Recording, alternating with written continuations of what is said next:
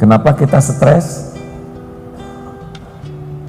Karena kebanyakan mikir, sangat kurang zikir. Harusnya bagaimana? Boleh mikir jangan? Harusnya tiap mikir jadi zikir. Karena tidak ada yang bisa kita lakukan tanpa pertolongan Allah. A'udzubillahi minasyaitonirrajim. Surat Yunus 107. Wa iyyamsaskallahu bidurrin fala kashifa lahu illahu. Dan sekiranya Allah menimpakan kemudaratan kepadamu, tidak ada yang bisa menghilangkannya selain Dia, Allah sendiri. Wa yuridka bi khairin, dan jika Allah memberikan kebaikan padamu, fala radda li fadli, tidak ada yang bisa menolaknya. Yusibu bihi ma yasha'u min ibadi wa huwal ghafurur rahim, dan Dialah Allah yang Maha Pengampun lagi Maha Penyayang. Jadi kalau kita gelisah, kenapa gelisah? Karena Allah nanam gelisah di hati kita. Kenapa kita diberikan gelisah? Karena bisa jadi kita melakukan dosa dan kesalahan.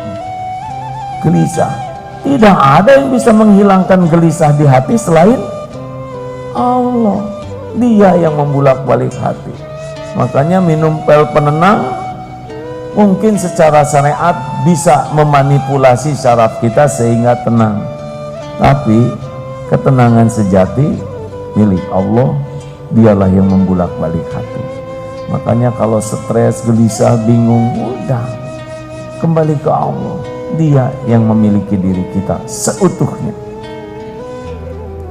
Sakit, siapa yang bisa menyembuhkan?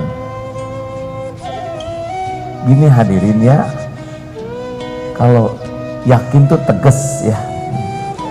Seperti saudara, maukah dibenamkan ke dalam neraka jahanam? Nah, kalau yakin kan begitu. Ini kalau siapa yang Allah, itu teh kurang yakin. Siapa yang bisa menyembuhkan? Hanya Allah. Kalau gitu dokter apa? Dokter itu mengobati. Yang menyembuhkan Allah semata. Bisa lewat dokter, bisa lewat doa, lewat air zam-zam, lewat bekam. Allah tidak terhalang di dalam menyembuhkan hambanya, karena tidak semua orang dapat akses ke dokter. Benar? Dan tidak semua orang juga punya akses ke kesehatan. Tapi kalau Allah mau menyembuhkan, Allah ilhamkan dedaunan.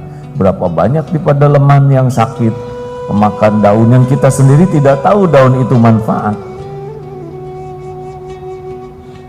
Kalau punya hutang, siapa yang bisa membayarkan? Allah.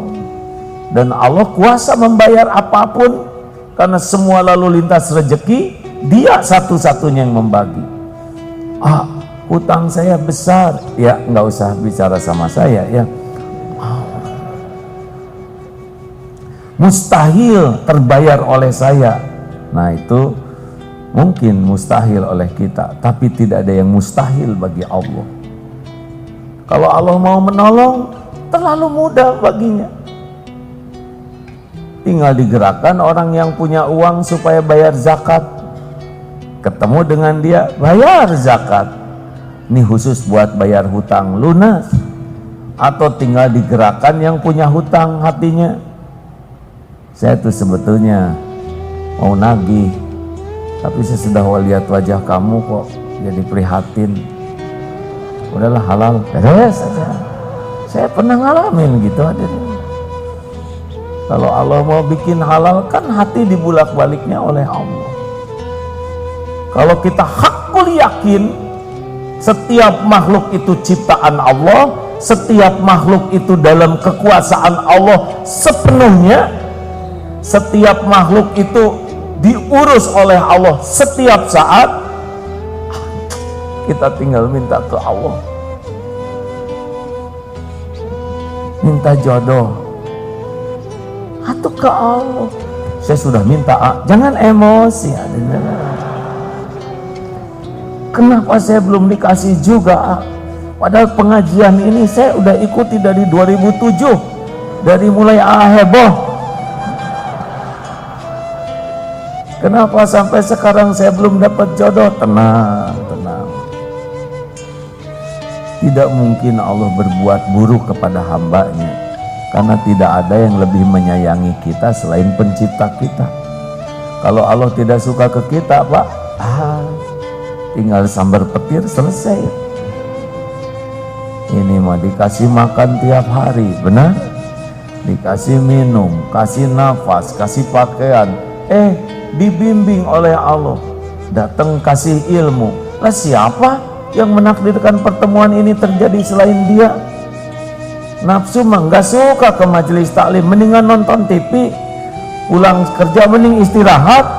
Kenapa pada ngumpul di sini? Allah yang menggerakkan.